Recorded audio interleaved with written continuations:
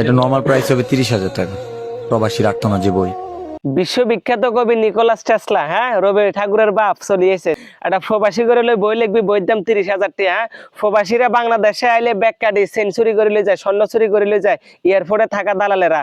প্রবাসীর করে ইনিস কাকা কফি খাবাইব 30 টাকা দামে, কফি লাঞ্চ, প্রবাসী লাঞ্চ চালু করছে না ভিআইপি। প্রবাসী মোবাইল 2টার বেশি 3টা আনতে পারে না, এই সমস্যা ওই সমস্যা, ব্যাগ চুরি করে, টাকা চুরি করে, এটা চুরি হয় ওইটা চুরি হয়।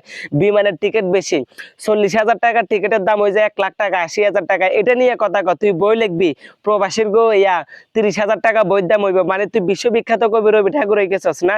আর প্রবাসীরা যদি বলদ হয় তাহলে 30,000 টাকা দিয়ে তোর থেকে বই কিনবো।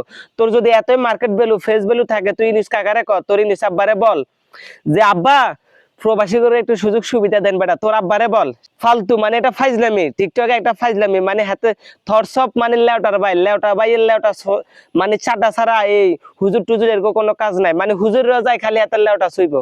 একটা ফাউল লোক অগল বেটা। দেশে এত কিছু হয়, খুন হয়, দর্শন হয়, এত এগুলোর প্রতিবাদ জানা, এগুলো না জানে তুই প্রবাসীলে বই লিখবি প্রবাসীর আর্তনাদ। প্রবাসীর আর্তনাদ বেটা সরকার চাইলে সমস্যার সমাধান হইব।